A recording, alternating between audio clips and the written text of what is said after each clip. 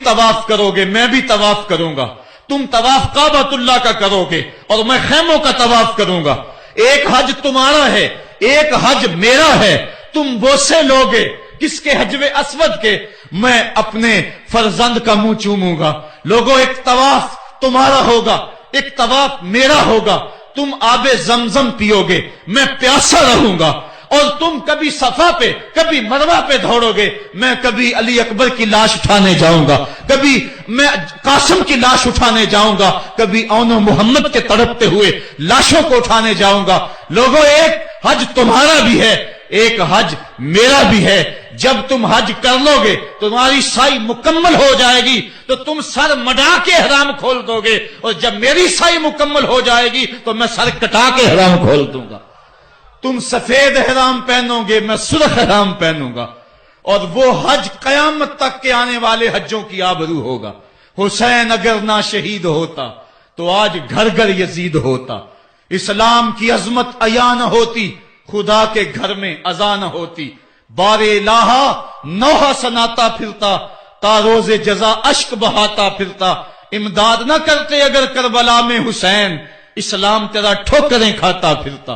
Karbala की तपती हुई रेगजार में हजरत इमाम हुसैन ने जबर और जुल्म के खिलाफ जिस कुव्वत से खड़े होकर अजीमत की दास्तान रकम की।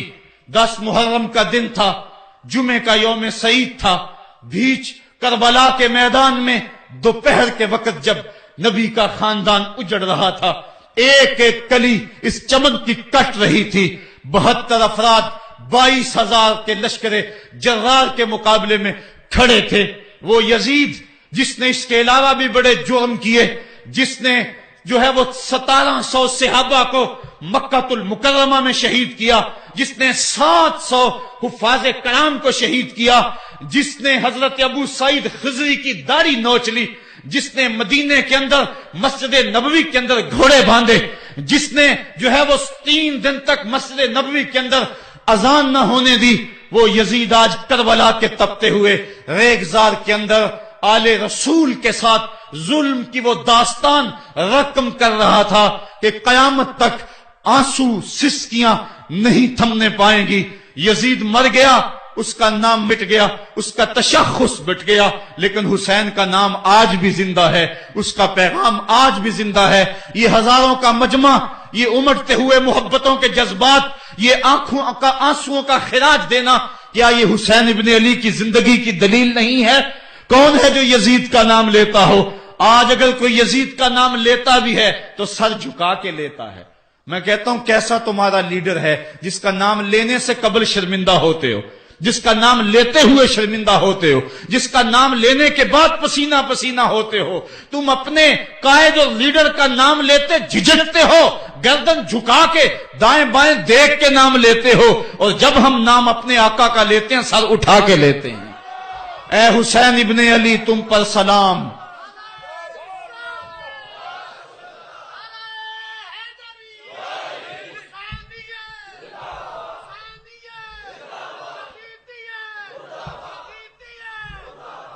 साहिबो, करबला का तपता हुआ मंजर है, इतने दुख आ गए।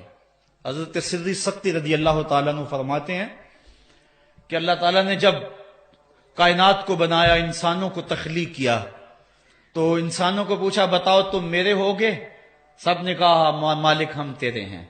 लेकिन जब दुनिया को पैदा किया तो 9 हिस्से दुनिया की तरफ हो गए, 1 हिस्सा अल्लाह की तरफ रह गया। फिर जब उकबा को पैदा किया, जो 10वां हिस्सा था, उसमें 9 हिस्से फिर आखिरत की तरफ हो गए, जन्नत दोजख के लालच में हो गए, और 1 हिस्सा सिर्फ कहने लगा, ना हम जन्नत को देखते हैं ना दोजख को देखते हैं, मालिक हम तो तुझे देखते हैं। फिर जब अल्लाह ताला ने बलाओं को पैदा किया, आजमाइश और इम्तिहानों को पैदा किया, तो 10वें हिस्से के उस 10वें हिस्से में फिर 9 हिस्से जो है वो पीछे हट गए।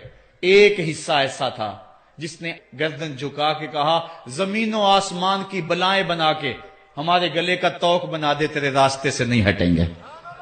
करबला के तपते हुए रेगजार में वो मंजर रकम होने वाला है। एक कुर्बानी मना में हुई थी, गरीबो सादा और रंगी है दास्ताने हरम, निहायत इसकी हुसैन और इब्तदा है इस्माइल। वहां दुम्बा आ गया, آگے 100 اونٹ آ گئے، اور آج اللہ اکبر حضرت امام حسین کربلا کے تپتے ہوئے ریگزار میں 22,000 کے لشکر کے سامنے کھڑے ہیں۔ کہا لوگو میرا حق پہچانو، میرے خون سے اپنے ہاتھ نہ رنگو، مجھے پہچانتے ہو کہ میں کون ہوں؟ کہا لوگو جلدی نہ کرو، میرے حق کو پہچانو، اس وقت روئے زمین پر کسی نبی کی بیٹی کا بیٹا موجود نہیں ہے، لوگو میرے راستے سے ہٹ جاؤ اور میرے خون سے اپنے آپ کو ابدی بدبختیوں کا شکار نہ کرنا۔ بلکہ آپ نے نام لے لے کے فرمایا کہ اے زید بن حارث، اے ابن دبی، اے ابن جبیر، اے فلاں فلاں، نام لے کر کہا تم نے خود ہی خط لکھے تھے؟ انہوں نے کہا ہم خط نہیں لکھے۔ آپ نے وہ چمڑے کا تھیلا تھا اس کو الٹ دیا، کہا یہ تمہارے خط ہیں اور آج تم مکر گئے ہو۔ انہوں نے کہا کہ سیدھی بات ہے، یا تو بیعت کرو اور یا پھر مرنے کے لیے تیار ہو جاؤ۔ حضرت امام حسین نے کہا کیسی بات کرتے ہو، اگر میں نے بیعت کرنی ہوتی تو مدینہ کیوں چھوڑتا، اس جائے پناہ کو کیوں چھوڑتا؟ دولت کی تجوریاں کھول دی گئیں، پیشکشیں کی گئیں۔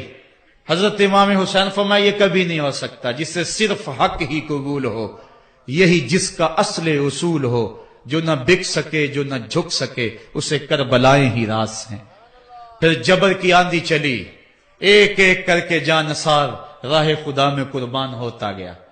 پھر خاندان نبوت کی باری آئی، حضرت علی اکبر حضرت امام حسین کے جوان سال بیٹے راہ خدا میں جان پیش کرتے ہیں، بھتیجے قاسم رضی اللہ تعالیٰ عنہ جان قربان کرتے ہیں، حضرت عباس کے قلم ہوتے ہیں بازو، جو خود جا سکتے تھے وہ خود قربانی پیش کرتے ہیں، اور صاحبو اب یارہ نہیں، جو خود جا نہیں سکتے تھے آپ خود ہاتھوں پہ اٹھا کے فرات کے کنارے پہ لے جاتے ہیں۔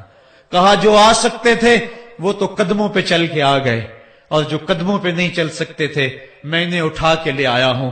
پھر ایک 2 شاخہ تیر حلق اصغر میں پیوست ہوتا ہے، خون چلو میں دے کر آسمان کی طرف اچھالتے ہیں، اور پھر اللہ کی بارگاہ میں عرض کرتے ہیں ربنا تقبل منا ھذا القربان، میرے مالک حسین کی یہ قربانی بھی قبول فرما لے۔ یہ کام آسان نہیں ہے، جگر پارا ہاتھوں میں تڑپ کے ٹھنڈا ہو جائے اور پھر بھی صبر کا مظاہرہ کیا جائے اور اللہ کی رضا پہ راضی ہو جائے۔ اب حضرت امام حسین رضی اللہ تعالیٰ عنہ تنہا رہ گئے، ایک ایک کو رخصت کر رہے تھے شہادت کا دولہا بنا کر، لیکن اب امام حسین کو رخصت کرنے والا کوئی موجود نہیں ہے۔ آپ گھوڑے پہ سوار ہوئے، میدان کربلا کی طرف پیڑ لگائی، خیمے کے اندر جو خواتین تھی وہ جانتی تھی جو اس راستے گیا پھر پلٹ کے نہیں آیا، اس کی لاش حضرت امام اپنے کندھوں پہ اٹھا کے لائے ہیں۔ اب اس حسین ابن علی کی لاش کون اٹھائے گا؟ کہا سب نے کہ حسین نہ جائیو، کہا میں نانے کے دین کے لیے جا رہا ہوں۔ میدان عمل میں گئے، تیغ براں چمکی، لوگوں کے سر کاٹ رہی ہے، آواز آ رہی ہے یہ کون ذی وقار ہے، بلا کا شاہ سوار ہے، لباس ہے پھٹا ہوا، غبار سے اٹا ہوا، لخت لخت کٹا ہوا، پھر بھی ہے ڈٹا ہوا، تمام جسم نازنی